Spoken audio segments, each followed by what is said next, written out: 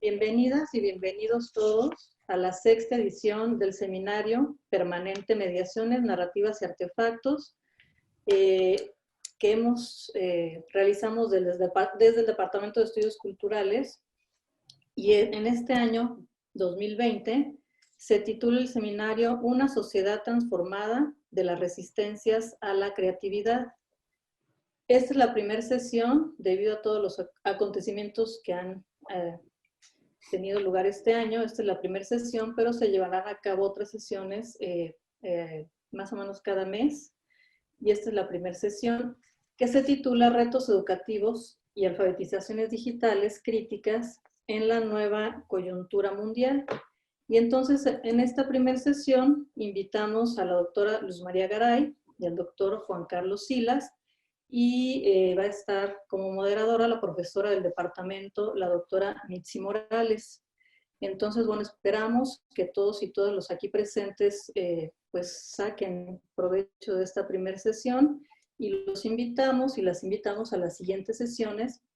A nombre del departamento les doy la más cordial bienvenida y pues comenzamos con la presentación de los ponentes. Gracias.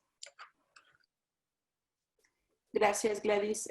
Colegas, estudiantes, buenos días.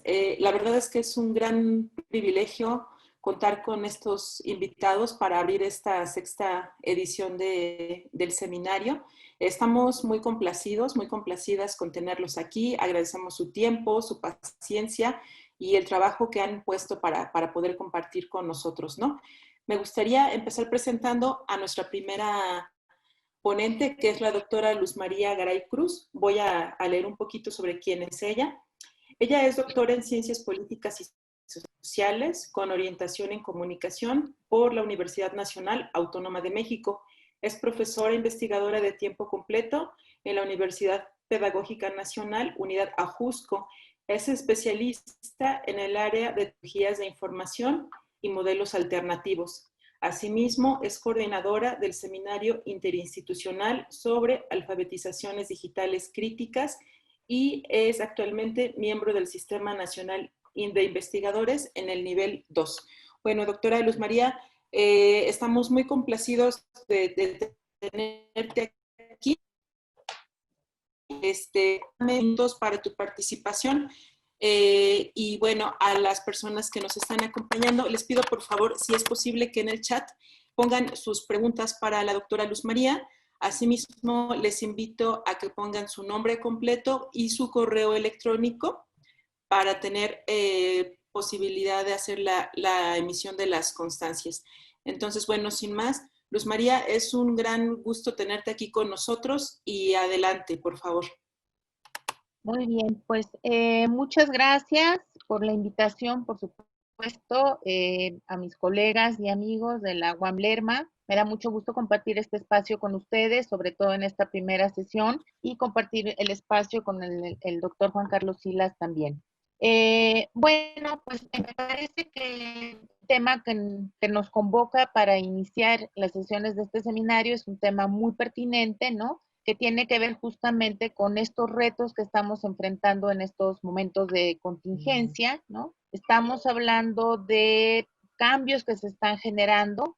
Bueno, el doctor Daniel Hernández me va a ayudar con la pantalla del PowerPoint, entonces Daniel, la siguiente, por favor.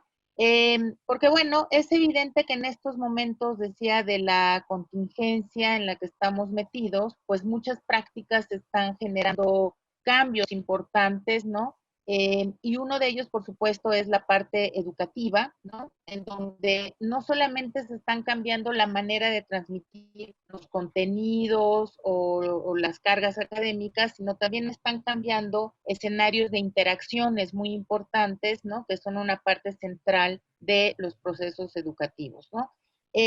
Creo que aquí, por lo que platicamos hace un momento con Juan Carlos, tendrá información mucho más fresca de cosas que se están haciendo en este momento, ¿no? Es obvio que en todas las acciones estamos preocupados por saber justamente qué es lo que está cambiando, hacia dónde se está moviendo todo, ¿no? Y una de las cosas que a mí me interesa compartir con ustedes es pensar qué implica o qué nos está exigiendo todo este tipo de cambios, ¿no? De tránsito que se está dando a los espacios digitales. E implica una cosa que me parece importante, que está relacionada con habilidades digitales, justamente, ¿no? Es decir, cómo es que nos estamos acercando a todos esos contenidos que ahora están en el entorno digital, pues a través de gadgets, computadoras, etcétera, ¿no? A partir de aprendizajes muy forzados en algunos casos, que nos están obligando a enfrentar muchas fortalezas que tenemos, pero también muchas debilidades en el sentido de lo digital, ¿no? Y no es solamente eso, o sea, es poder acercarnos a los contenidos en todos esos escenarios digitales es una cosa, pero poder comprenderlos, poder trabajar con ellos, poder compartir cosas, implica otro nivel de habilidades que me interesa mucho que podamos ir reflexionando juntos en este momento. La siguiente, por favor, Daniel. Entonces, en este escenario de que están cambiando cosas, evidentemente, ¿no? Y de que yo pienso que tenemos que reflexionar sobre lo que nos están implicando esos cambios, decía, en los escenarios formales y en los escenarios emergentes en la parte educativa, hay cosas que nos deben de llamar, digamos, la atención para tomar decisiones en estos momentos de cambio de la emergencia, pero también en lo que viene, el reto futuro de lo que va a implicar los procesos educativos mientras sigamos con estos asuntos de la pandemia, ¿no? Entonces, ahí pongo estas habilidades que yo les mencionaba, que son las instrumentales, que es la operación de los dispositivos, las cognitivas, críticas, que tienen que ver con la búsqueda de la selección y análisis de la información, y las comunicativas, que es el manejo de lenguajes, la capacidad de organización de la información y la elaboración de los mensajes. Siguiente, por favor, Daniel. Entonces, el escenario creo que va quedando claro. Hay cambios, nos agarraron de golpe, hay que detenernos a pensar lo que eso está implicando y qué tipo de habilidades debemos tener o desarrollar de cara a todos estos cambios. Evidentemente, en el momento, siempre, pero en este momento de pandemia, han pasado cosas muy importantes que no debemos olvidar, que es la brecha de acceso. En estos momentos todos hemos visto, leído, vivido tal vez como experiencia directa, tanto como estudiantes como profesores, esta brecha de acceso que implica tener problemas de conectividad, tener problemas de acceso a Internet o de un equipo que me permita a mí estar involucrado en el proceso educativo. Y eso me ha llevado como una reflexión que creo que sería importante también compartir en este momento, que es si de manera natural los sistemas educativos son excluyentes y son desiguales, en estos momentos de la pandemia, donde la tecnología entra como uno de los sectores más importantes, se suma la brecha de acceso digital y entonces me parece que estamos educando desde la desigualdad. Se está dando un proceso de exclusión muy fuerte, ¿no? Que estamos buscando muchas instituciones la manera de resolverlo, pero la realidad es que está en proceso de exclusión. En segundo lugar, esta brecha cognitiva. Acabamos de decir que hay que tener ciertas habilidades que nos permitan información, entenderla, comprenderla, procesarla, aprender, ¿no? Y eso no todos necesariamente estábamos preparados para poder resolverlas y nos enfrentamos a otro tipo de problema que es la brecha cognitiva, que tiene que ver con el desarrollo de las habilidades que acabo de mencionar antes, pero sobre todo con la apropiación de la tecnología en varios rubros, ¿no? Yo me imagino que esto lo han oído constantemente y entonces la cosa es, bueno, sí, ya sabemos, ¿y ahora qué hacemos? ¿No?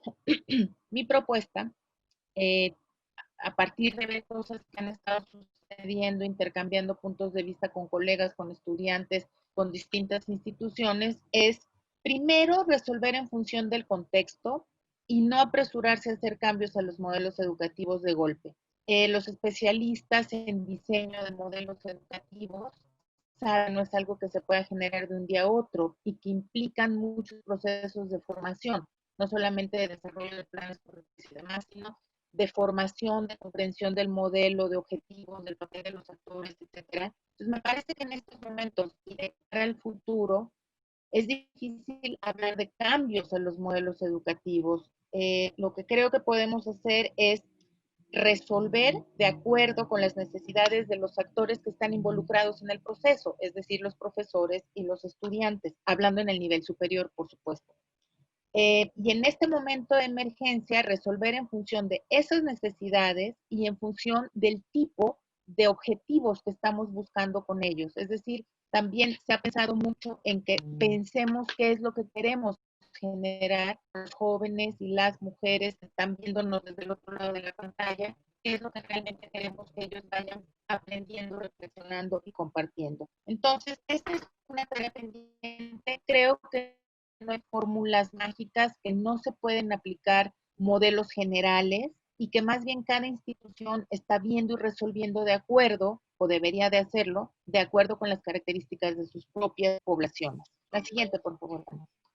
Bueno, esto que yo les planteo, ¿no? De cómo llegué a pensar este tipo de cosas a partir de todo lo que estamos discutiendo también, tiene que ver con la información que he obtenido a lo largo de ciertos años, ¿no? He estudiado con docentes y con estudiantes de cara a la tecnología.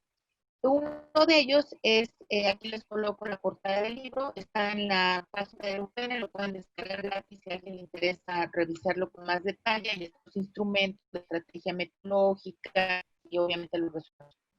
Fue un diagnóstico sobre la apropiación de la tecnología, los usos que tenían los desde la UPN. Ahí arriba pongo que es un estudio que se hizo en la UPN, lo inició la UNAM, que lo replicó la UAM Coajimalpa, y lo replicaron también colegas de Coahuila. En el estudio que se hizo lo replicó la UAM Coajimalpa. Encontramos en general, bueno, ¿qué nos interesaba ver? Nos interesaba analizar por qué había una inversión tan fuerte de las instituciones de educación superior pública en tecnología, para incorporar la tecnología a los procesos educativos presenciales y a distancia, y por qué seguíamos viendo constantemente en congresos y en seminarios resultados de investigación que arrojaban siempre la misma información de ahí está toda la tecnología, pero no necesariamente se da una apropiación y hay muchas cosas que tendríamos que revisar. Entonces, se hicieron estos diagnósticos para ver más o menos qué encontrábamos y ahí les comparto cosas muy generales, ¿no? De lo que encontramos. Una primera cosa obvia son perfiles diferenciados. Aquí les puse el nombre un poco para darnos pista, ¿no? Había profesores que hacen un uso muy básico de la tecnología, que usan PowerPoint para sus clases, que usan Word, correo electrónico, etcétera, pero como lo muy elemental. Había otros en estos años, por eso les ponía el año ahí, ¿no? Los resultados de la investigación se publicaron en el 2010, estamos hablando de hace 10 años, pero creo que la cosa no ha cambiado tanto y eso será un tema de discusión para todos. Algunos que tienen mucho más habilitado y muy poquitos expertos que en esos años ya eran capaces de colos completos en plataforma, etcétera, ¿no?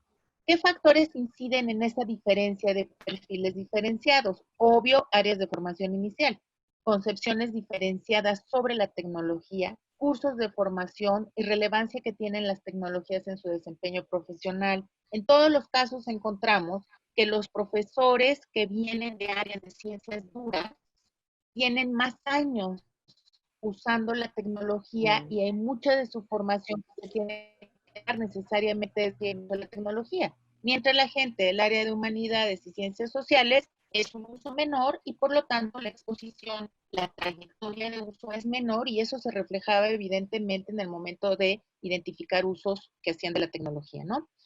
Unos creían que la tecnología era importante, otros que no. Unos lo veían como una herramienta, otros como un actor central. Todo eso incide en marcar diferencias, por supuesto, ¿no? Y un dato frecuente en las instituciones que encontramos es una falta de formación pedagógica para el uso de las TIC y en los procesos de autoaprendizaje, que era donde ellos encontraban el desarrollo de ciertas habilidades, pero institucionalmente no había muchos programas, digamos, que los formaran en términos pedagógicos, de incorporación pedagógica. Los actualizan y capacitan en áreas de disciplinas especiales, pero no necesariamente para el uso pedagógico.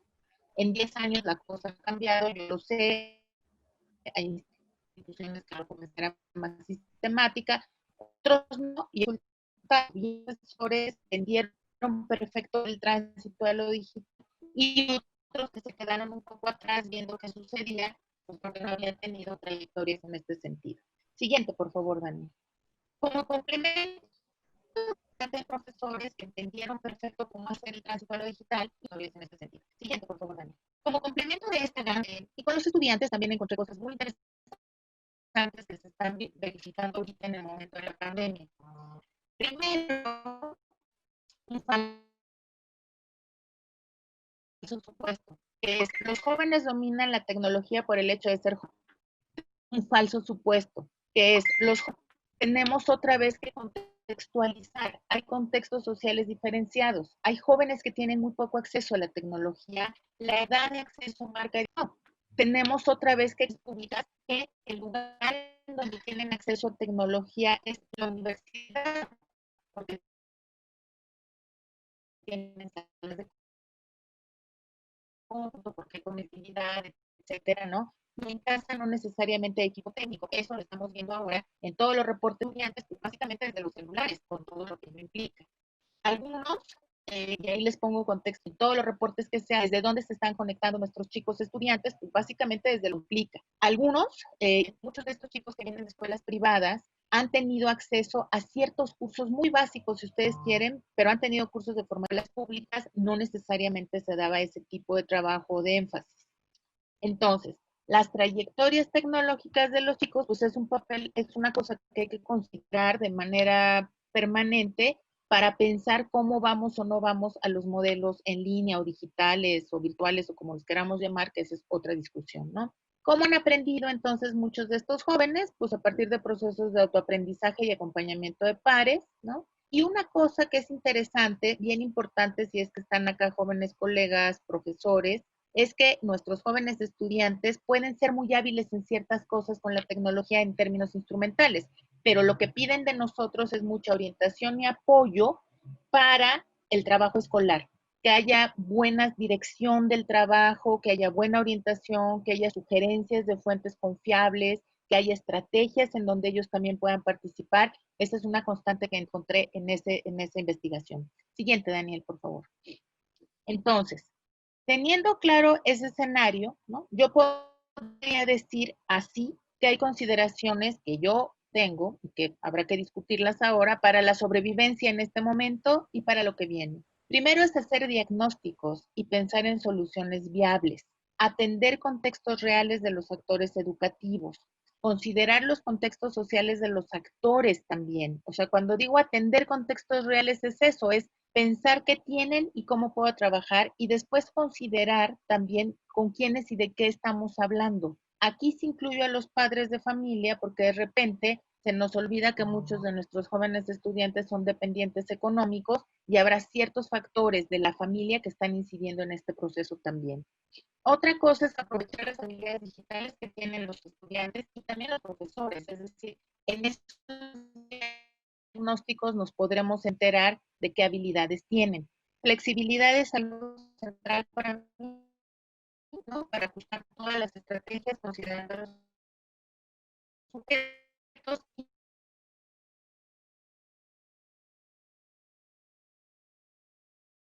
poner partidos a las cosas.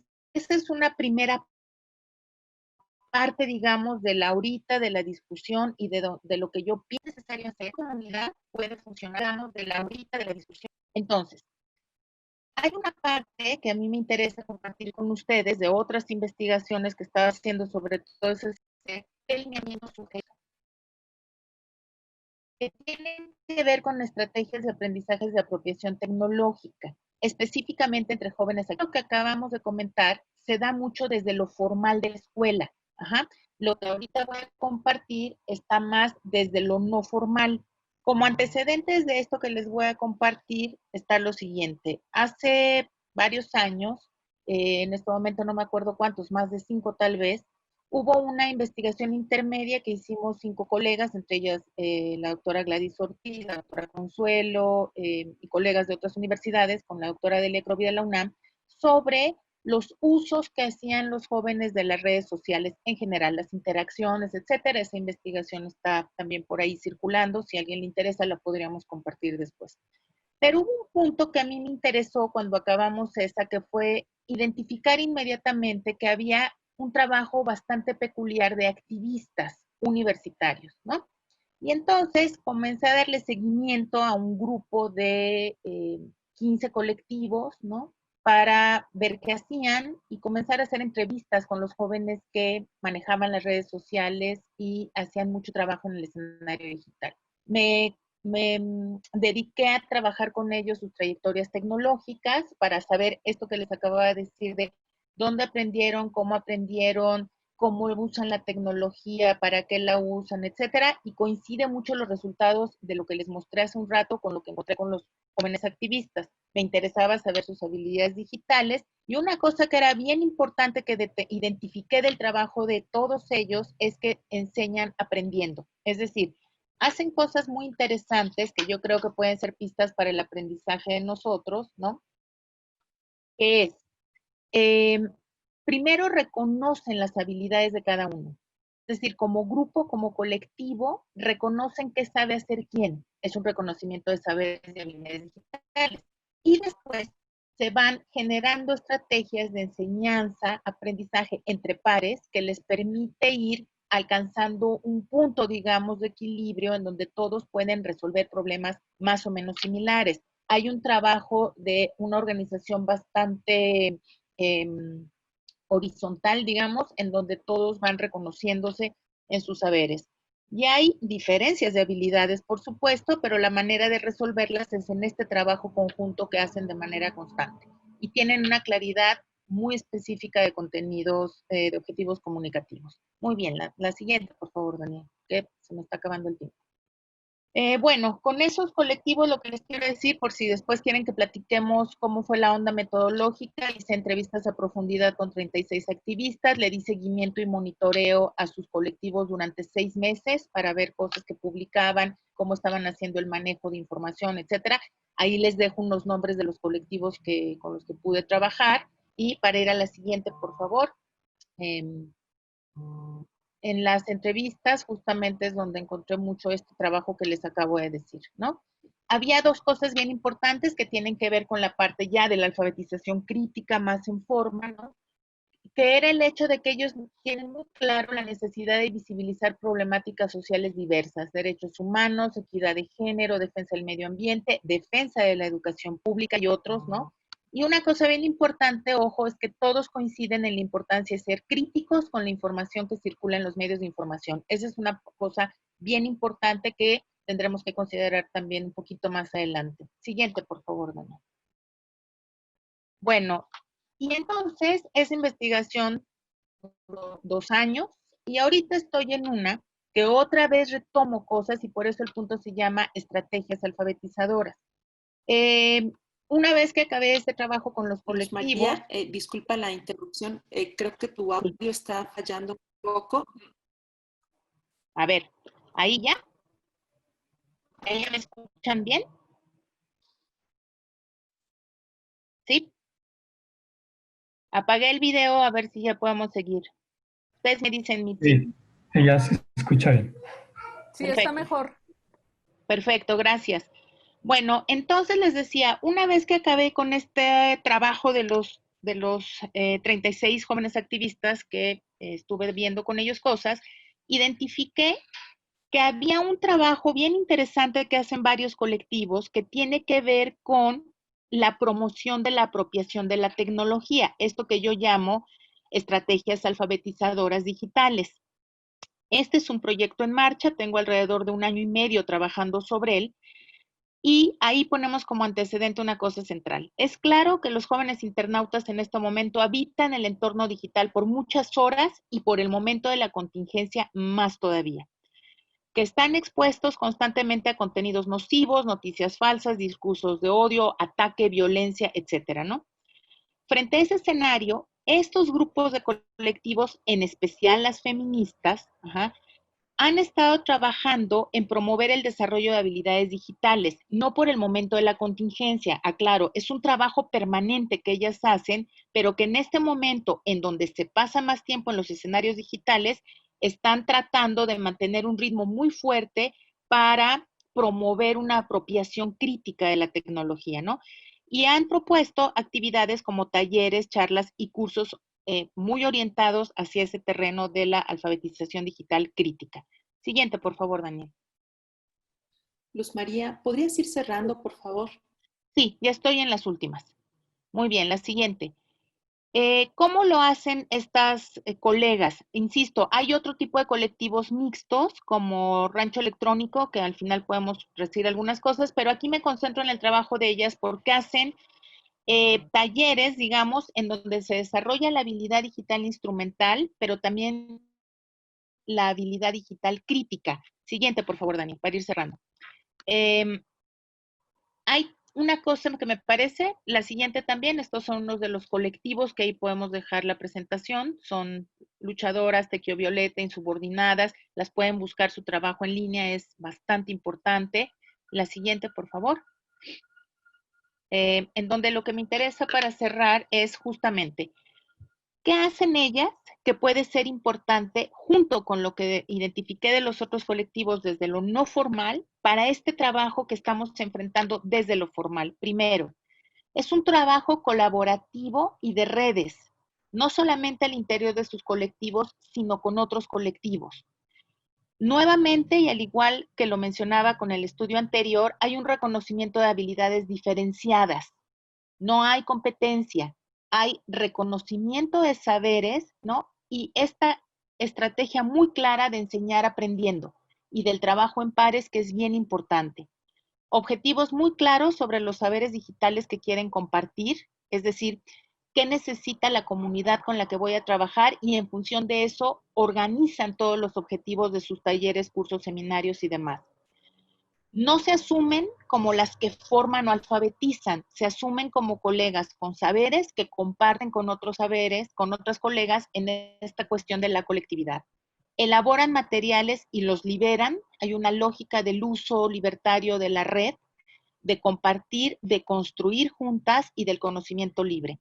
Y una otra cosa muy interesante de estos primeros hallazgos es que son universitarias, en su mayoría provenientes de distintas disciplinas, pero todas están formadas en carreras universitarias. Y creo que esas cosas, ya es la última, la reflexión final, por favor, Daniel. Lo último que yo podría compartir con ustedes es qué podemos aprovechar de las experiencias de lo no formal de estos colectivos que les decía. 1, apostar por el trabajo horizontal colaborativo. 2, reconocer saberes diferenciados. 3, asumir que los tiempos de uso de los entornos digitales han aumentado y con ellos muchos riesgos a considerar. Esa es tarea mucho de nosotros también como actores educativos, maestros y estudiantes, estar al pendiente de todos los riesgos que hay y que vamos a poder comentar más adelante. Elegir adecuadamente recursos tecnológicos y entornos a usar, procurando la seguridad de todas y todos los implicados. Y finalmente, una cosa muy importante, que es la empatía y la flexibilidad. Y con eso concluyo para ya no abusar del tiempo. Muchas gracias. Muchas gracias, Luz María, por tu participación, sin duda interesante, y seguramente ahorita tendremos oportunidad de hacer algunas preguntas, otras cosas allí sugeridas, entonces creo que vamos a tener una oportunidad. Gracias, Luz María. Bueno, continuamos. Tenemos a otro colega invitado, es el doctor Juan Carlos Silas Casillas. Él obtuvo su doctorado en política educativa y liderazgo en la Universidad de Kansas. Tiene una maestría en educación y una licenciatura en psicología educativa por la Universidad del Valle de Atemajac, en Guadalajara. Desde el 2008 es investigador y profesor en el Departamento de Psicología, Educación y Salud del ITESO, Universidad Jesuita de Guadalajara.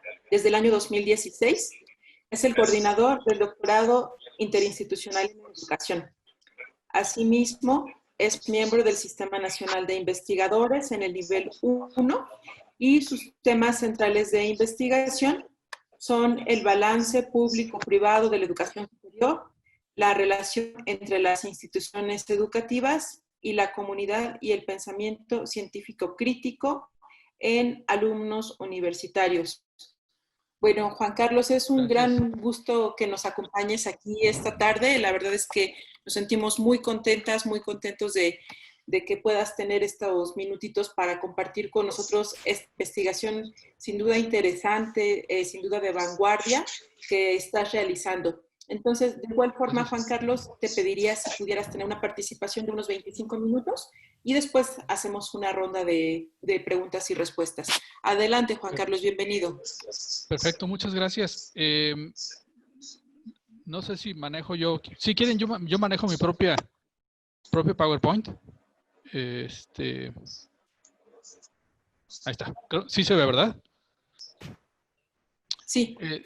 No, al contrario, tengo que decir que el agradecido soy yo por la oportunidad de venir a platicar algunas de las cosas que estamos haciendo y bueno, convivir con colegas, Mitzi, Luz María, bueno, en fin, mejor no particularizo porque alguien se me va a olvidar y voy a quedar mal.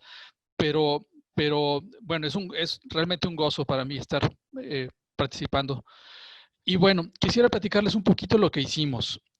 Nosotros, yo formo parte del ITES, obviamente de una universidad, pero además formo parte de un grupo que le llamamos GIESUC, grupo, salgo, una rayita rara. Grupo de investigación sobre educación superior en coyuntura. ¿Y qué significa esto?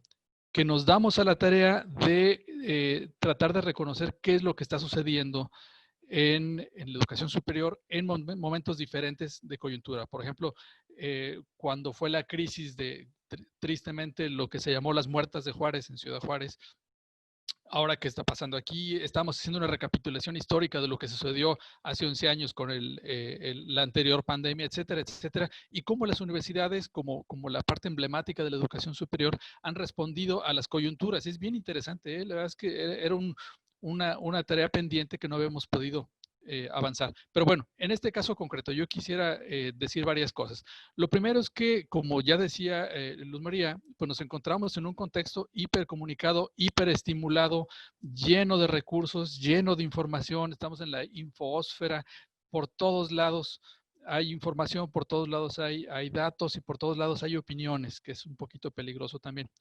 De parte de la educación superior vemos que hay un crecimiento en lo no presencial bárbaro. Estos son datos del ANUYES del año 2018-2019. Vemos que había más de 600,000 estudiantes en pregrado. De esos, 250,000 están en instituciones públicas y casi 400,000 en instituciones privadas. Y en posgrado estamos hablando de un fenómeno también parecido, 120,000, donde hay casi 19,000 instituciones públicas y casi 100,000, poquito más de 100,000 instituciones privadas. O sea, lo que estoy queriendo decir es que no es un fenómeno nuevo. Por otro lado, estamos en un entorno donde la vida cotidiana es, pues ustedes lo ven allí, es muy demandante, muy acelerada, muy diversa, muy llena de presiones, pero tiene una cosa interesante, que es que tiene instituciones y prácticas que dan certeza, o por lo menos tenía hasta antes del 20 de marzo. Había certezas, sabíamos qué era lo que sucedía. Nos levantábamos en la mañana, nos vestíamos, algunos desayunaban, otros tampoco, y pues íbamos a nuestro trabajo, hacíamos cosas, platicábamos con colegas, los estudiantes tomaban sus clases, sabían qué pasaba, sabían si lo detenía uno el agente de tránsito, sabía uno cuál era la mentira correcta para salir del problema. Había certezas, ¿sí? Sin embargo, llega el punto en que se nos aparece este compañero que está ahí y se da una transición acelerada. Todas nuestras certezas, todos los elementos que nos daban un asidero, pues se nos van. Incluso nuestro colega ya no es un colega, es una posible fuente de contagio. Nuestro alumno ya no es un alumno, una persona a quien estamos ayudando en su formación y en su desarrollo. Es un posible fuente de contagio. De hecho, un profesor o un alumno responsable es aquel que se queda en su casa, es aquel que no interactúa. Entonces, es bien interesante cómo nuestras certezas, pues básicamente desaparecieron. Me voy a acelerar porque ya me conozco. Vaya, tuvimos esta transición acelerada de lo presencial a lo que la gente empezó a llamar en línea, la gente empezó a llamar virtual, y los que somos un poquito más críticos del tema, le llamamos enseñanza remota de emergencia, que fue lo que sucedió. Tuvimos realmente muy poco tiempo para pasar de un estado a otro y fue pues una transición de emergencia, ¿no? Ok, déjenme les cuento qué hicimos. Hicimos todo esto. Diseñamos una encuesta rapidísimo, La verdad es que para quienes están empezando a desarrollar sus habilidades en términos de investigación y planteamiento de problema, todo esto, creo que les va a ser útil esta reflexión. Nosotros, era el día 23 de marzo, justo cuando empezaba el confinamiento y empezaban las clases de educación superior, estamos hablando en distintas modalidades, etcétera, y varios de los colegas se me acercan y me dicen, oye, ¿y qué tal si hacemos una encuesta? Pues hagamos una encuesta. Entonces construimos una encuesta con una serie de cantidades navegables de intercambios de correos electrónicos, de ideas. Yo creo que habrán sido unos 100 correos electrónicos, 100 versiones, hasta que diseñamos, en donde tengo que reconocer, aquí tengo que darle crédito a Silvia Vázquez, compañera de trabajo, quien es casi el autor intelectual del crimen y una persona muy potente académicamente.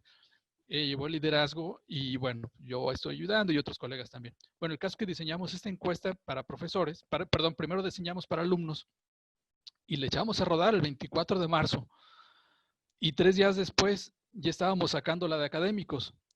Pero donde quiero llegar aquí es que esta encuesta, que le llamamos la encuesta de vivencia COVID, empezó a funcionar más o menos en la semana 9, semana 10 del semestre y se continuó hasta el día último de abril, incluidas las vacaciones de Semana Santa o Santa y Pascua, porque hay algunas instituciones que también lo tienen así.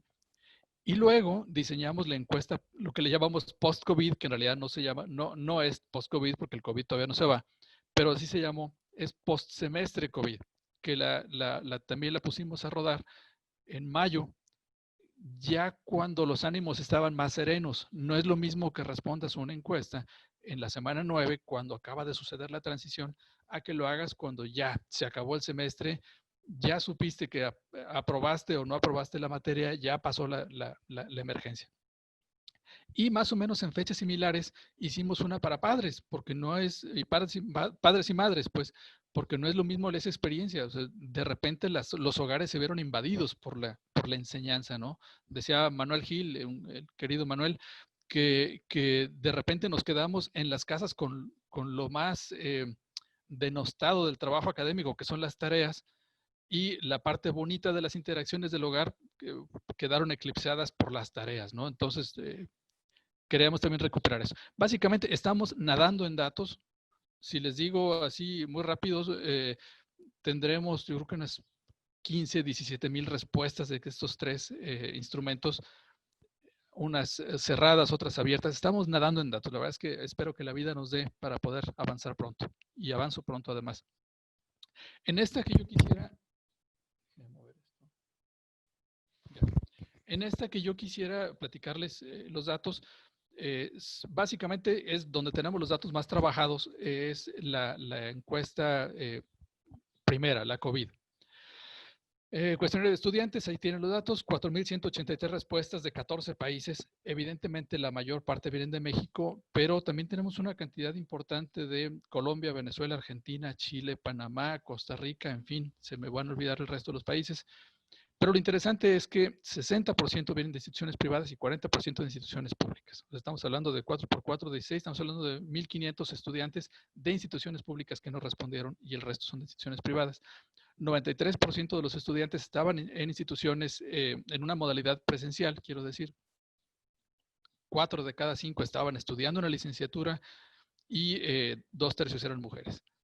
En el cuestionario de los profesores son 1,310 respuestas también. Aquí es un poquito más sobre representada la privada, porque así se dio. Y evidentemente también estaban trabajando en licenciatura la mayor parte, en una modalidad presencial, y aquí estuvo más o menos parejo, mitad de mitad, hombres y mujeres. Muy rápido. Esta gráfica lo que quiere decir, si ustedes se fijan, las rayitas azules, es la cantidad de horas que le dedicaban a la asignatura, estudiantes a la izquierda y profesores a la derecha, antes de la contingencia. Y la rayita naranja quiere decir la cantidad de horas que le dedican o que sentían dedicarle o que reportaban dedicarle a partir de la contingencia. Y si ustedes se fijan, se jala hacia la derecha. Es decir, la percepción de la cantidad de horas que se dedican y muy seguramente la cantidad de horas que se dedican se va hacia la parte de mayor cantidad. Eso es solamente para representarlo gráficamente. Ok, las interacciones. Le preguntamos a los estudiantes y a los profesores, los estudiantes están del lado naranjito y los profesores del lado azul, ¿cómo sentían que habían cambiado sus interacciones? Por un lado, los estudiantes decían que disminuyó la frecuencia y la calidad de la interacción con sus profesores y sensiblemente con sus compañeros. Le preguntamos a los profesores y dicen que disminuyó, no tan sensiblemente, no tan marcadamente, pero disminuyó la frecuencia y la calidad de la interacción con los estudiantes y con los colegas un poquito menos. ¿A dónde voy con esto? Que la forma de relacionarnos, de interactuar con nuestros colegas y con nuestros alumnos se vio trastocada. Esa certeza, ese ritual, esa forma de estar seguros de hacer las cosas se vio trastocada. Bueno, muy rápido. ¿Qué problemas tienes cuando estás tomando estas clases a distancia? Misma cosa. Puedo decir con certeza o con un grado alto de certeza que tanto en instituciones públicas como privadas, con sus matices, claro, como venezolanas, como colombianas, como mexicanas, como chilenas, como argentinas, más o menos todos tenemos los mismos problemas. Y la gran problemática está en la parte superior de estas dos columnitas.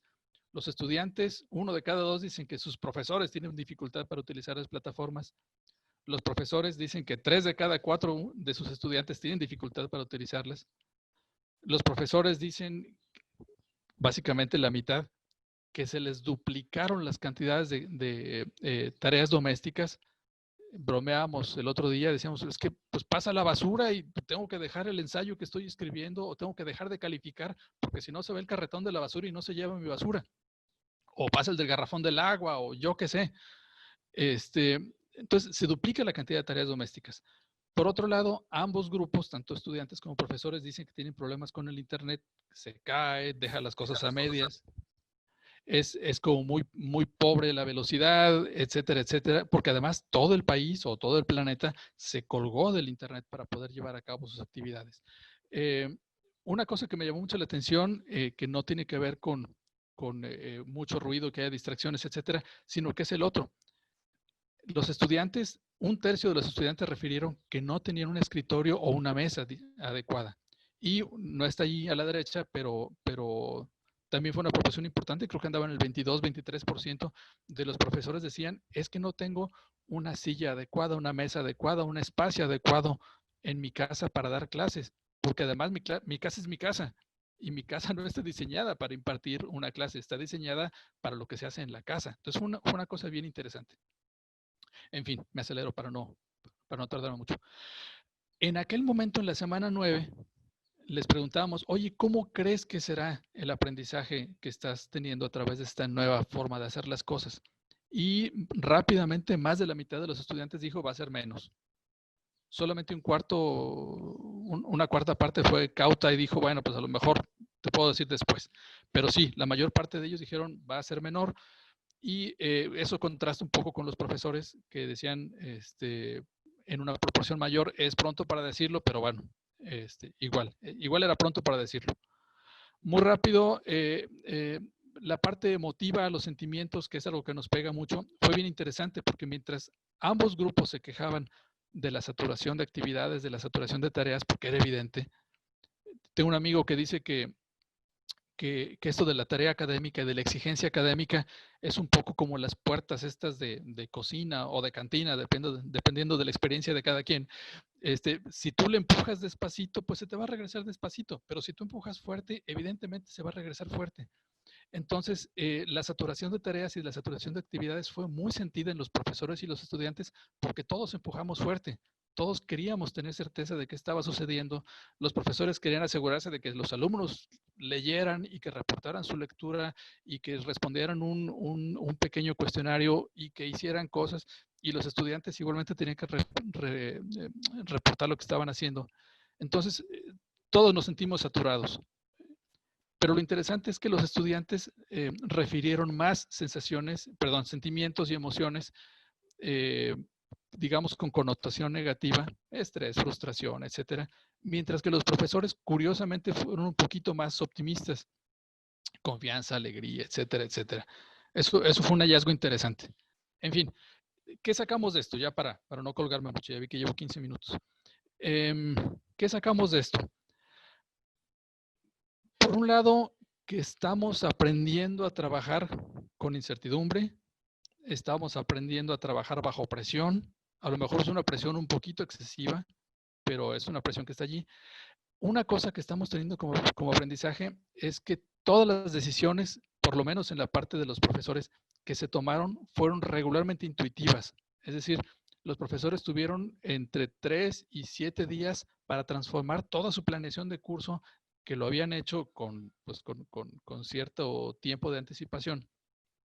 Tuvieron una semana para transformarlo de lo presencial a esta enseñanza remota de emergencia.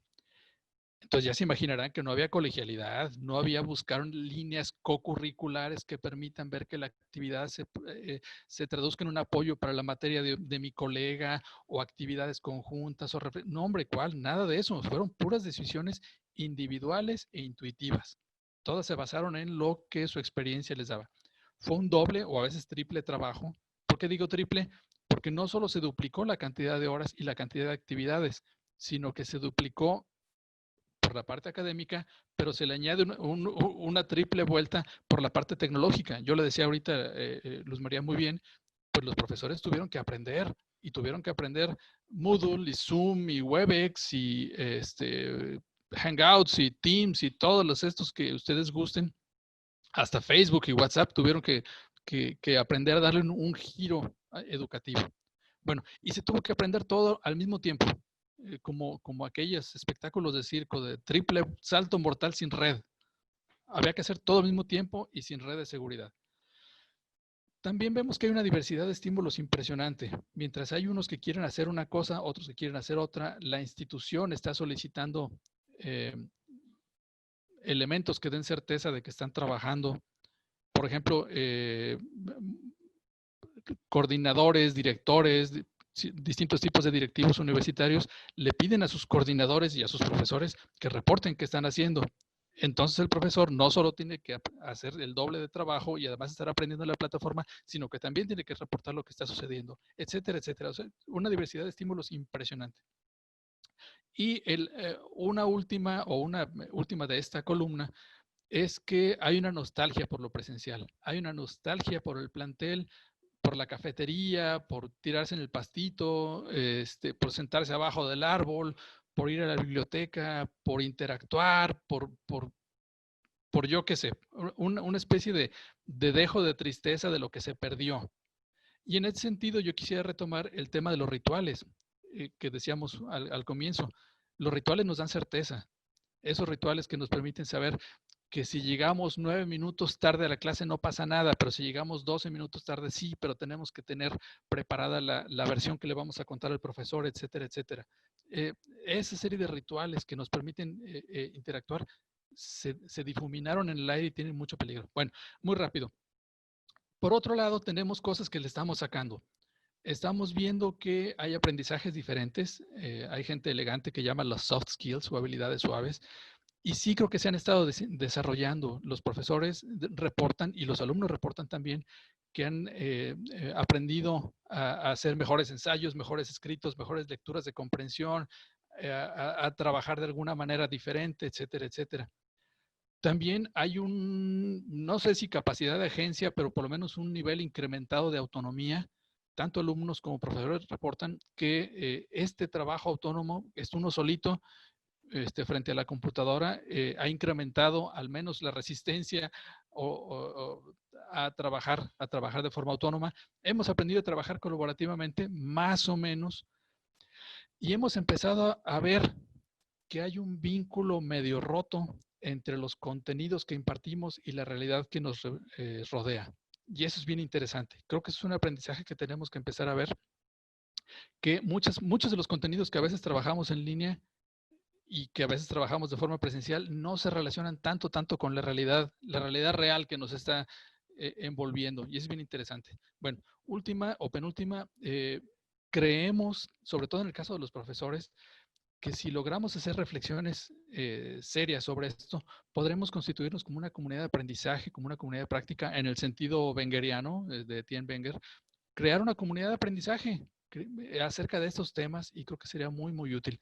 Y por último, quisiera yo señalar de forma muy rápida que tengo un miedo, y mi miedo es que asumamos que ya pasó y ya nos podemos olvidar de esto y que ignoremos el momento.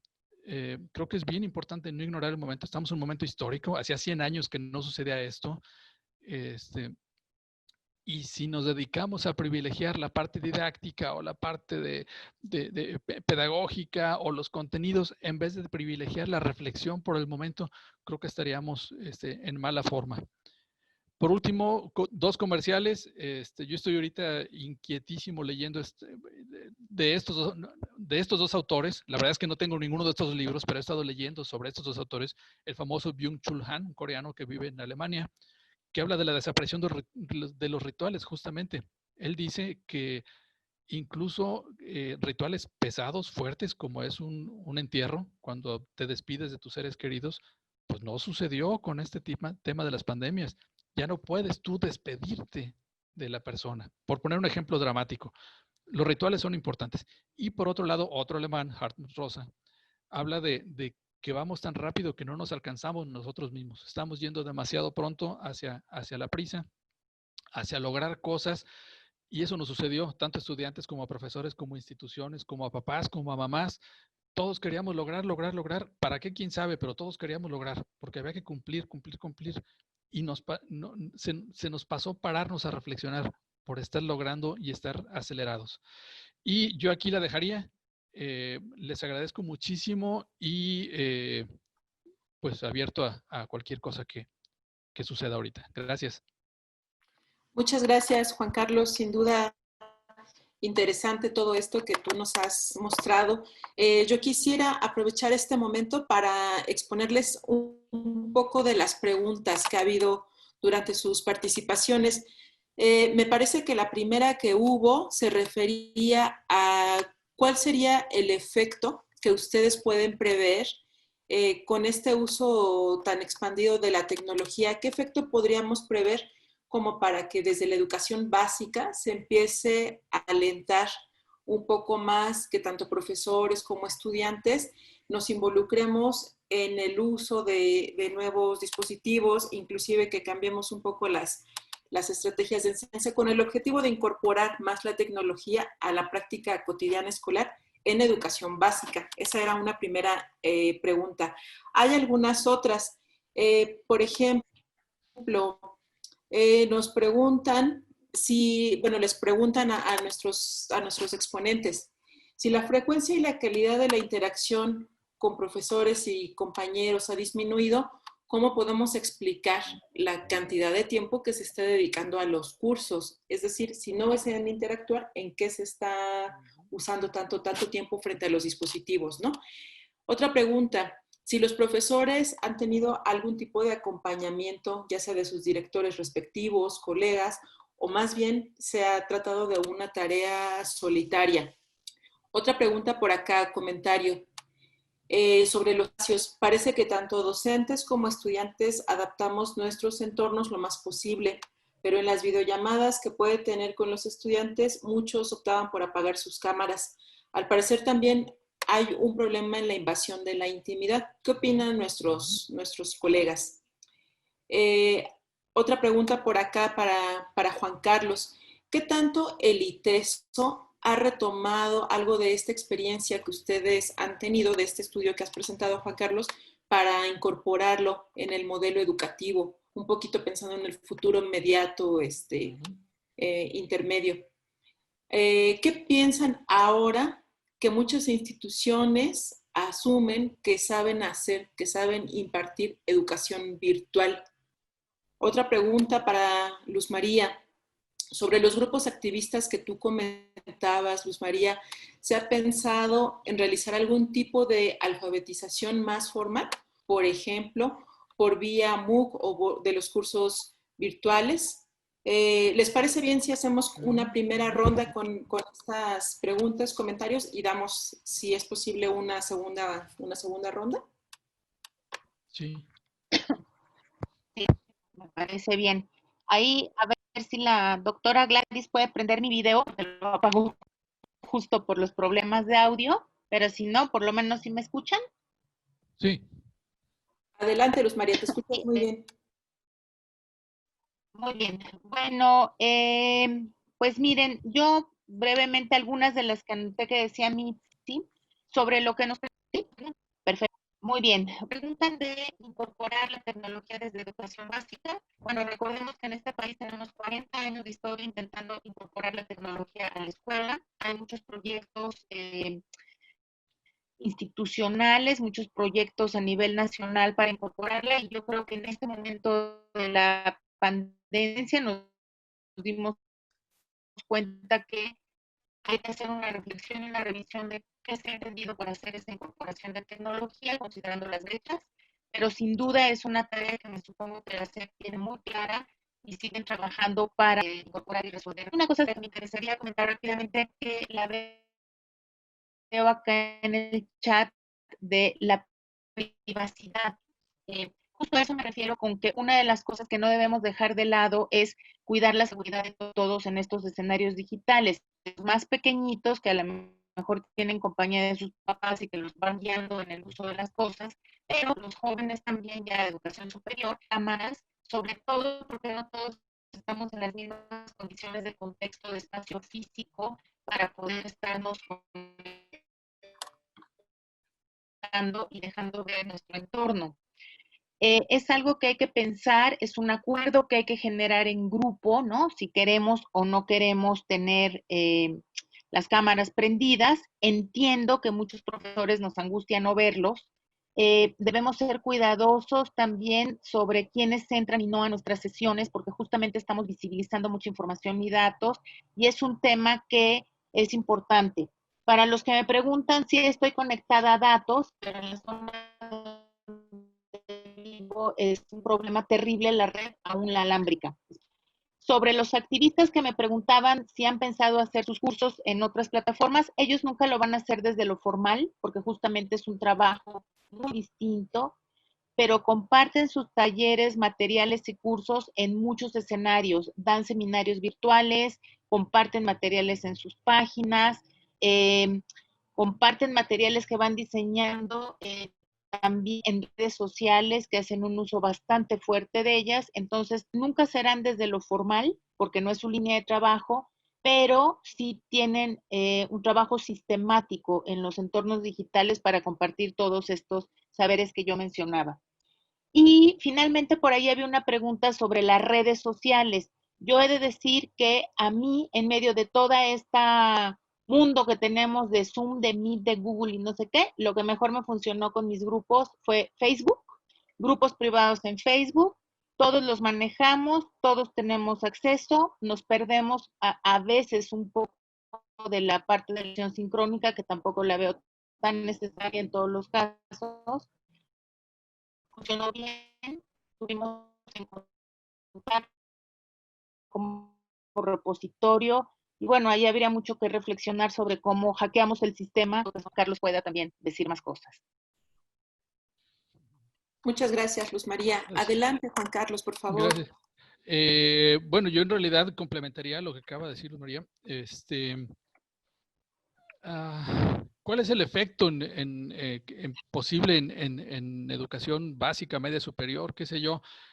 Híjole, pues lo decía Luz María hace rato muy bien, pues depende de qué queremos. Si queremos desarrollar algún tipo de habilidades o queremos, qué sé yo, dejar la parte de la socialización o queremos dejar la parte de habilidades muy técnicas, muy transferibles, creo que depende de la finalidad, depende del objetivo que estamos buscando y de ahí se vendrá la herramienta. Y ahí, aquí déjenme decir una cosa un poquito crítica, que es que no sé si a ustedes les ha llamado la atención, a mí sí mucho, que a partir de entonces no me han dejado de llegar comerciales, literalmente comerciales, en Facebook, en Twitter, en correo electrónico, acerca de cursos y soluciones para que usted pueda dar su curso muy bien, etcétera. Es decir, se convirtió en una industria o se está convirtiendo en una industria. ¿Por qué? Porque se sabe que los profesores regularmente son quienes tenemos más carencias en este sentido. Entonces, se está queriendo ayudar al profesor a que solvente estas carencias, pero se está privilegiando al medio sobre el fin.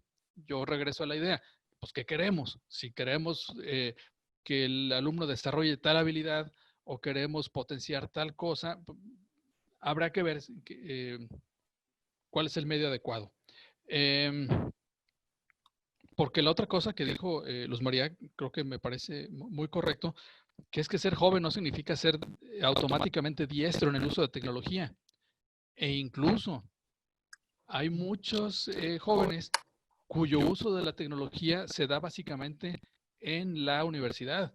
O sea, es en el laboratorio de la universidad, en la sala de cómputo, donde usa la tecnología esta de computadora y simuladores y todo esto. En el resto de las ocasiones está utilizando el teléfono, WhatsApp y Instagram, qué sé yo, ¿no? En fin, creo que regresar a la idea, pues, ¿qué es lo que queremos? Y si tenemos claridad en el objetivo de lo que queremos, ya podremos pensar en el medio. La invasión de la intimidad, pues sí. Y del horario. Antes trabajaba uno 10 horas, ahora trabaja uno 14 horas al día, ¿no? ¿Por qué? Porque siempre hay que estar conectado, siempre hay que estar haciendo cosas, etcétera, etcétera. Es un poquito intenso. Con relación al ITESO, pues sí nos están solicitando. De hecho, se diseñaron los cursos para el próximo semestre, para el semestre de otoño, que empieza el 10 de agosto, en 3 modalidades. Todos tuvimos que diseñar nuestros cursos en 3 modalidades. Completamente a distancia, híbrido y presencial, por aquello de no te entumas. La lógica es que se inicie presencial, pero como ahorita hay un repunte de casos en Jalisco, a lo mejor no, entonces a lo mejor empezamos. Entonces, ante la incertidumbre, tenemos el plan A, B y C, y sí es un poquito cansado. Y lo último, yo también, no sé quién lo preguntó, perdón, no caché el nombre, pero sobre el tema de la interacción, que pregunta que es un poco como paradójico. Es decir, si está permanentemente conectado, ¿cómo es posible que sienta una baja en la frecuencia y la calidad de las interacciones? Yo creo que tiene que ver con este efecto nostalgia, pues, o este efecto de la realidad subjetiva. Como que ahora las interacciones son muchas, pero están muy enfocadas en cosas temáticas, en cosas de la clase, y antes eran de otro tipo, pero creo que es una vivencia subjetiva. Eso hay que abordarlo a través de una investigación cualitativa, más que cuantitativa, porque las encuestas no nos van a dar en ese sentido. Y aquí le dejo. Muchas gracias, Juan Carlos. Bien, hay una segunda ronda de preguntas. Nos ponen aquí un tema, ¿cómo hacer uso de las redes sociales, específicamente Facebook, como ya lo había adelantado un poco Luz María, para crear nuevas metodologías pedagógicas? ¿Cómo lo podríamos utilizar, ¿no?, para la enseñanza? Otra pregunta acá, bueno, un comentario sobre que dice que los contenidos no son limitantes. Yo aquí les pondría un poco en cuestión, ¿será que estamos pudiendo utilizar la tecnología lo mismo para contenidos teóricos que para contenidos prácticos? Es decir, perdón, yo ya metí aquí mi pregunta, pero un poco sobre el carácter del contenido. ¿Cuál es la relación que podemos, sí, qué diferencias notamos entre el contenido teórico y el contenido práctico? Esto creo que no lo podemos dejar de lado, ¿no? O sea, hay una relación allí entre cómo se construye el conocimiento y propiamente, y después el uso que podemos hacer de la tecnología para abonar a él, ¿no? Perdón, yo hice aquí ya mi pregunta, pero quería aprovechar este comentario. Otro asunto, ¿cómo alfabetizar a los profesores, a las profesoras que tienen dificultades para utilizar la tecnología, desde inclusive herramientas como Google Classroom, ¿no? Por ejemplo. Otra pregunta acá de otro de nuestros colegas. ¿Les parece que este tipo de educación consolidará un modelo de transmisión de los contenidos en las buenas prácticas docentes para que el conocimiento no se piense, que no se piensa como un objeto de construcción, sino como un objeto de transmisión? Es decir, vamos a cambiar en la forma en la que se construyen o se transmiten los contenidos a partir del uso de la tecnología. Otro comentario acá que yo creo que es bastante provocador. Si la escuela pública correrá el riesgo de verse vulnerada por la falta de conocimientos digitales, de prácticas digitales, como ya lo había adelantado Luz María. No es solo una cuestión de tener allí los dispositivos, sino de las habilidades digitales que hay que desarrollar. Y si la escuela privada aprovechará esta vulnerabilidad para seguir haciendo de la educación un negocio, es decir, qué diferencias podemos observar entre lo público, lo privado, en relación con el uso de los dispositivos y las habilidades tecnológicas y digitales que construyen en cada uno, ¿no? Otro un poco más acá sigue con esta diferencia entre lo público, lo privado. No sé si les parezca bien, hacemos una pausa hasta aquí porque hay muchos más comentarios. Hacemos otra segunda ronda, por favor.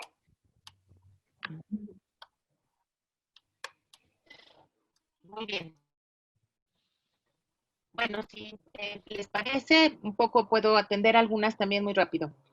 El asunto de las redes sociales. Justamente una de las cosas que me parece que tiene sentido con lo que yo les comentaba en la presentación es qué habilidades tienen ya los jóvenes, o sea, qué usan ya y a qué están acostumbrados a estar en contacto todo el tiempo, redes sociales.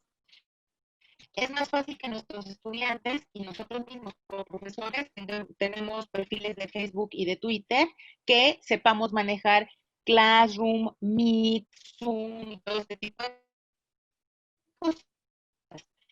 Entonces, yo lo que hice fue crear grupos privados que utilizo como repositorio siempre en mis clases, pero en el momento de la contingencia los habilité como para resolver pensando en los costos y el equipamiento que tienen los chavos. O sea, de repente bajar Zoom o bajar Meet, todo este tipo de cosas les ocupa mucho espacio en los celulares, no todos se pueden conectar directamente a plataforma, y entonces Facebook es una de las redes que ya tienen ahí de manera permanente y en muchos de los casos de manera gratuita, aunque ya sabemos que en Internet no existe nada gratis.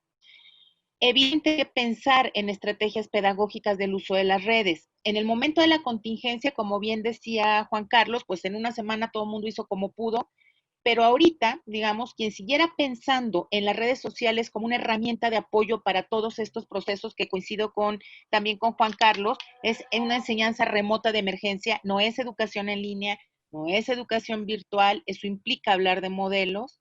Aquí estamos hablando tal cual de enseñanza remota de emergencia, pero ya tendríamos un poco más de tiempo para pensar objetivos, pensar habilidades y cosas que nos importan. Yo creo que ese es un tema que no hay que dejar de lado. Las redes sí se vuelven aliadas en este momento. Lo que pregunta Mitzi y que preguntaba alguien más de los contenidos es algo que me han preguntado constantemente. No es lo mismo trabajar ciencias naturales, sociales, español, idiomas en estos terrenos que arquitectura, medicina, ingeniería, ¿no? Que son cosas que necesitan mucha actividad práctica de laboratorio y también sensorial, ¿no? Alguien me decía, es que mira, hay momentos en medicina en que tenemos que tocar tejidos. ¿Cómo hacemos eso en línea? Y yo decía, es cierto. O sea, yo creo que es una tarea importante también generar estos espacios de diálogo y de lo que decía Juan Carlos, en lo que coincido, estas comunidades de apoyo de aprendizaje entre maestros por áreas disciplinarias para rescatar esas buenas prácticas en este momento de contingencia.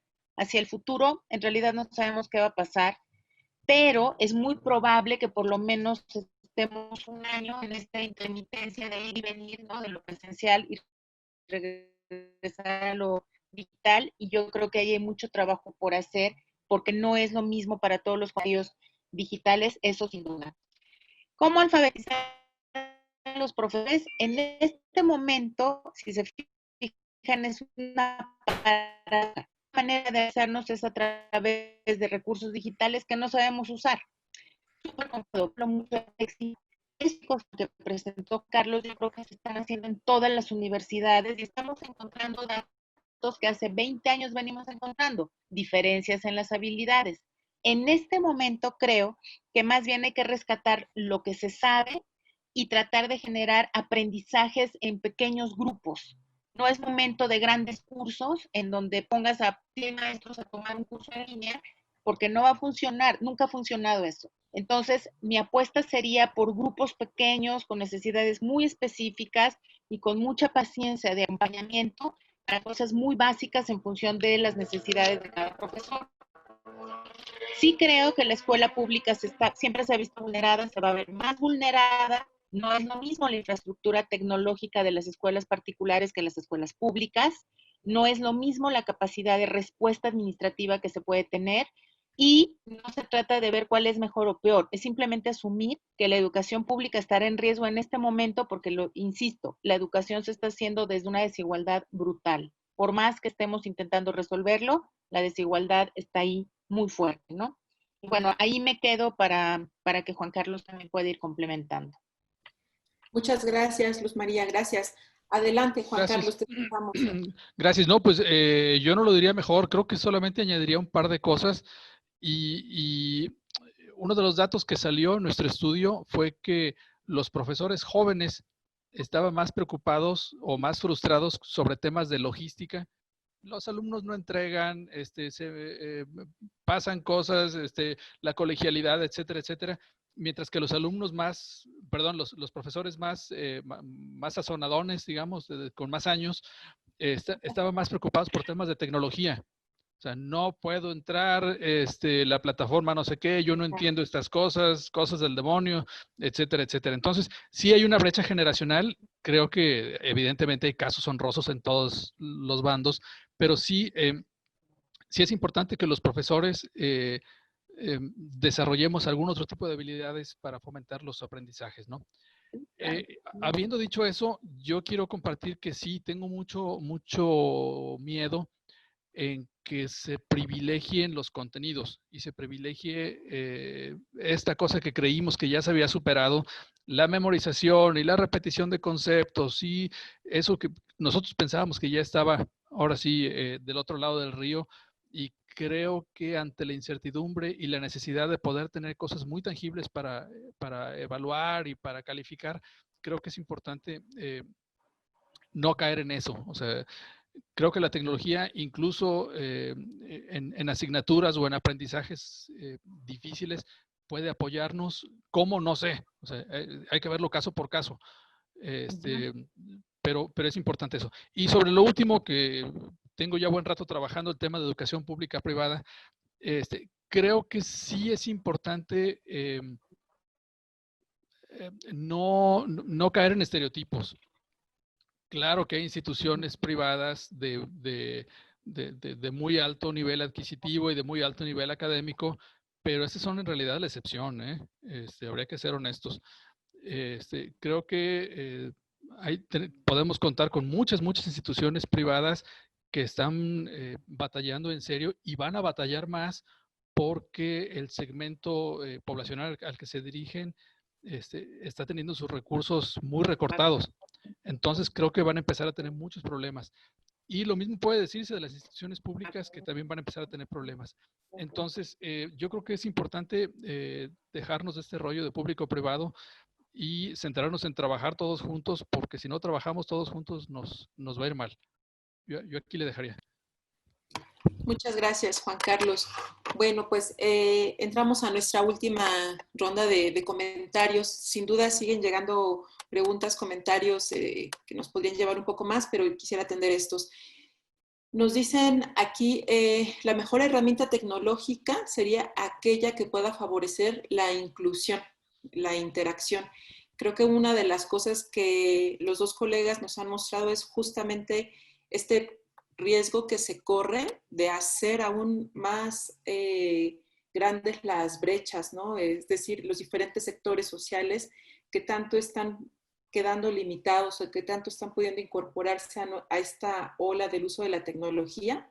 Entonces creo que sería importante si pudieran tener algún comentario al respecto sobre esto de la inclusión, la equidad, la desigualdad que los dos colegas nos han hablado, ¿no? Por otro lado, desafortunadamente en las escuelas públicas no hay acceso a los servicios y entonces quienes los usamos los pagamos de nuestro salario. Aquí hay otro tema importante, ¿no? ¿Quién está sosteniendo, quién está financiando el uso de la tecnología? ¿Lo estamos haciendo los profes o lo están haciendo las instituciones? Creo que es otro tema sin duda interesante. Otro acá, que los jóvenes, las jóvenes utilizan más la tecnología para el entretenimiento que para asuntos académicos. Aquí es como a modo de comentarios. Creo que no podemos generalizar, pero alguna opinión de ustedes sería valioso. Nos dicen acá, ¿cómo fomentar la colectividad a través de la educación virtual? El trabajo ha sido totalmente individual y en las sesiones presenciales, si los compañeros no participaban, ahora lo hacen menos. Tenemos allí un reto, ¿no? La colectividad, cómo hacer para que estemos propiciando la interacción. Una pregunta acá más de tipo teórico, ¿qué autores podemos consultar para ahondar en el estudio de los modelos de educación a distancia? Y un poco más sobre esto de la diferencia entre lo público, lo privado. Como bien lo decía Juan Carlos, creo que no podríamos ni generalizar en el sector público ni en el privado, ¿no? Sabemos que las escuelas privadas que tienen el mayor acceso y recursos para la tecnología, pues es la minoría. De igual forma, también en el sector público tampoco podríamos decir que todas las instituciones públicas son pobres o todas son ricas, es decir, allí hay todavía un campo que podríamos explorar más, ¿no? Nos vuelven a hablar acá un poco más sobre la interacción, que es esencial en el aprendizaje en línea, que se están creando nuevos escenarios educativos y cómo está cambiando la presencia o la ausencia del profesor. Es decir, estamos hablando de profesores que se están viendo sustituidos por tareas, por plataformas, cómo está cambiando. Híjole, hay más preguntas y comentarios, sin embargo, veamos si nos da tiempo y si no, pido una disculpa a quienes nos están escribiendo amablemente. Sin embargo, el tiempo está corriendo muy rápido, entonces yo lo dejo aquí para darle la palabra a nuestros invitados. Luz María, Juan Carlos, por favor.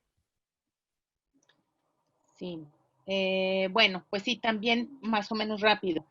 Esto que insiste mucho entre lo público y lo privado, ciertamente no podemos generalizar, en nada podemos generalizar. Hay escuelas privadas no sabría cómo llamarlas, ahí tal vez Juan Carlos nos pueda decir más, que no son las grandes escuelas de la gran infraestructura tipo TEC, ¿no? Tipo Ibero, tipo ITESO, que sí tienen mucha capacidad de infraestructura y económica para, digamos, enfrentar este tipo de asuntos. La verdad no sé mucho de otro tipo de escuelas, pero en el momento en que hay un cierto nivel adquisitivo, digamos, por parte de los sujetos para pagar un mínimo de colegiaturas, pues estamos hablando de una diferencia muy importante frente a estudiantes de instituciones públicas. Entonces, no es estereotipar necesariamente, sino considerar justamente cómo todas esas diferencias en todos esos sentidos van a impactar o están impactando en este asunto, ¿no? De la apropiación de la tecnología. Y yo creo que allí hay un tema de reflexión y de investigación futura bien importante de cómo se fueron resolviendo las cosas, ¿no? Quien nos pregunta sobre los costos, es tremendo. Todos los profesores de públicas y privadas, ahí sí, estamos asumiendo el costo, ¿no? De energía eléctrica, pago de la red, equipamientos, en fin. Esa es una historia constante con los sistemas de educación a distancia y en línea, por lo menos en los sistemas públicos que yo conozco, ¿no? Es un sector de los profesores bastante golpeado en términos administrativos, laborales y recursos incluso, ¿no?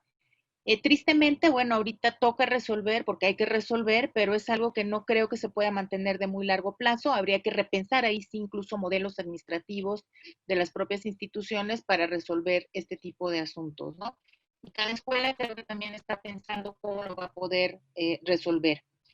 El tema de la interacción me parece muy importante, justamente cuando los maestros tenemos un poco más de idea de cómo promover desde la parte educativa, pedagógica, el trabajo colaborativo, la asignación de actividades y tareas puede promover esa interacción. Es decir, no confundamos la interacción con estar conectados en Zoom 2 horas con los estudiantes, con las cámaras apagadas y con un PowerPoint, porque es como reproducir la cátedra de un salón, ¿no? Es qué estrategias me pienso yo para que haya participación de los jóvenes, ¿no? Aún con la cámara apagada, ¿no? O cómo genero espacios que ellos mismos puedan apropiarse, pero a través de las indicaciones pedagógicas que yo vaya diciendo en mi clase. Insisto, cuando nos agarró la emergencia difícilmente pensábamos en eso. Ahorita que ya tenemos un poquito de tiempo para preparar lo que sigue, pues yo creo que es una buena idea. O sea, saber qué habilidades tienen y en función de eso promoverles actividades que les permitan interactuar entre ellos como pares para pensar otro tipo de estrategia que no sea solo la cátedra, ¿no? La resolución de problemas, el diseño de proyectos, que hay escuelas que tienen esos modelos pedagógicos ya mucho más sólidos y que seguramente les van a funcionar muy bien, ¿no? El asunto de la deserción, pues es un asunto tremendo, se avecina una deserción fuerte, ¿no? En escuelas públicas y privadas por distintos motivos, y yo creo que eso será otra de las cosas que en este momento sería muy apresurado hablar de ello, porque necesitamos ver datos en cuanto estemos listos para analizar qué pasó con el ingreso y la deserción de que vamos a ir en ese sentido, ¿no? Sobre autores, la verdad es que yo conozco a unos clases si quieren para no invertir tiempo en eso, y a lo mejor Juan Carlos tiene otros que estén mucho más actualizados. Muchas gracias. Gracias, Luz María. Adelante, Juan Carlos, te escuchamos. Gracias, pues muy rápido. Yo creo que es muy importante que encontremos la forma de colectivizar la educación. O sea, la educación no solo es individual, no solo es un aprendizaje que va a tener la persona, claro que es, evidentemente, la persona es la que aprende, pero ese aprendizaje en colectivo es mucho más rico y sí necesitamos encontrar la forma de hacerlo, porque ahorita estamos frente a la pantallita y el chiste es que la pantallita sea la comunidad. Entonces, sí, completamente de acuerdo, colectivizar esto. Pero yo diría que lo más importante, en mi opinión, lo más importante es no dejar pasar el momento. No dejar pasar el momento de rehacer la educación. Creo que varios autores lo han señalado, Ángel Díaz Barriga, Francesco Tonucci, muchas personas lo han venido diciendo que no podemos regresar a la normalidad, ¿no? Tenemos que regresar a la nueva normalidad, cualquier cosa que esto sea, y tiene que involucrar la forma de potenciar los aprendizajes de una forma diferente. Y déjenme les comparto otro miedo, porque nadie lo ha dicho. Hace como un año más o menos, el secretario Moctezuma dijo que quería duplicar la capacidad que quería duplicar el número de estudiantes en educación superior. Me aterra la posibilidad de que esta coyuntura sea la que nos dé la posibilidad de que se duplique. Es decir, 3 días por semana trabajas en línea y 2 días o 3 días por semana trabajas en el campus. Los del grupo A y los del grupo B a la inversa, y de esa forma duplicas la capacidad de personas asistiendo a la educación superior en este caso.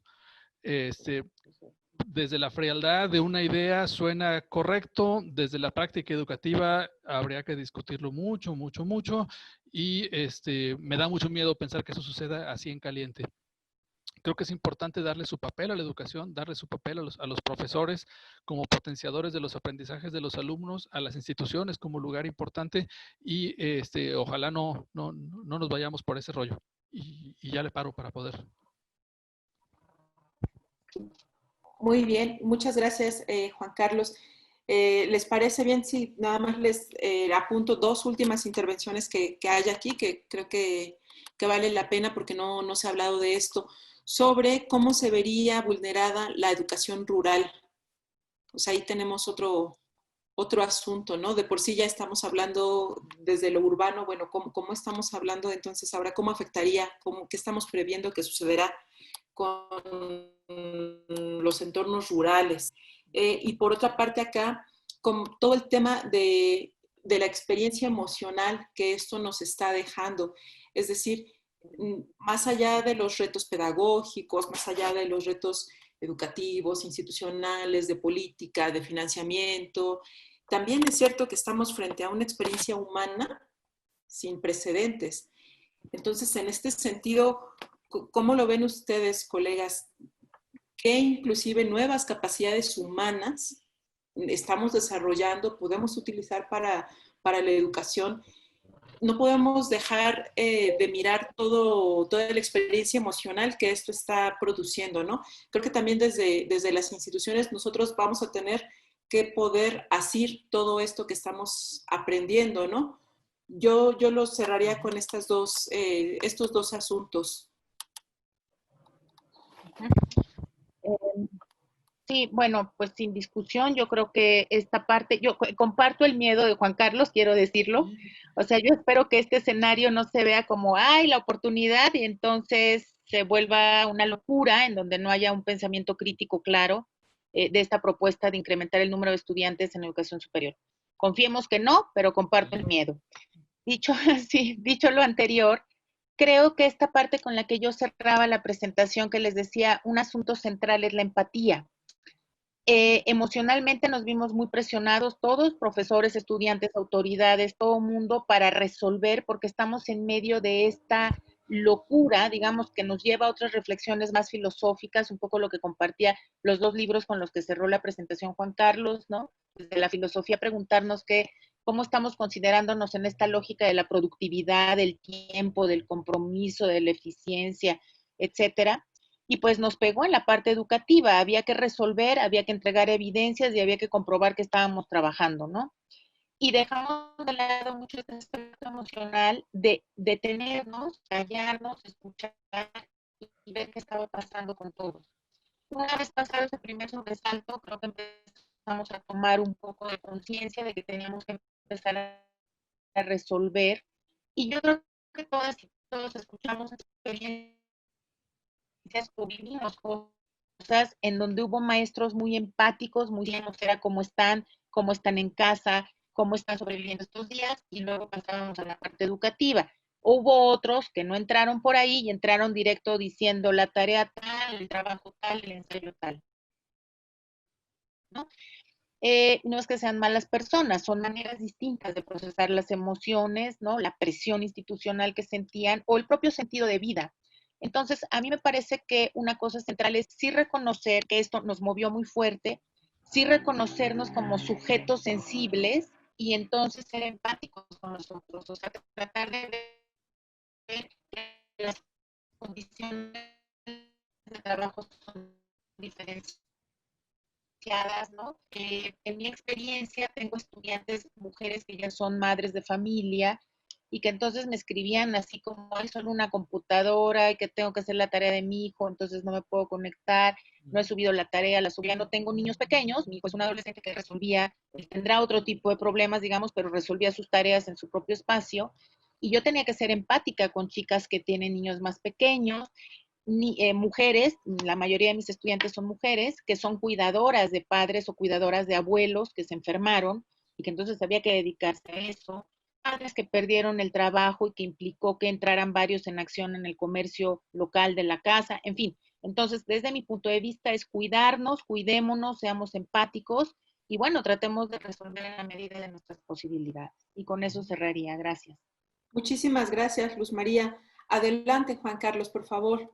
Gracias. No, bueno, yo suscribo completamente lo que acaba de decir Luz María, lo hago mío, ya no lo repito.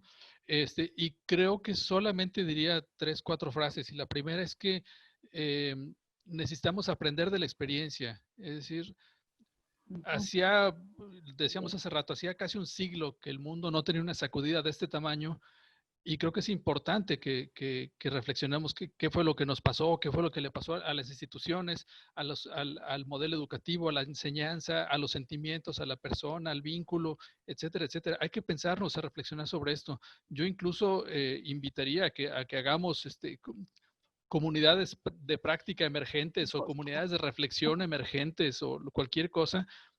Es importante, es como cuando acaba uno de pasar por un mal momento de algo, hay que sacarlo y hay que platicarlo.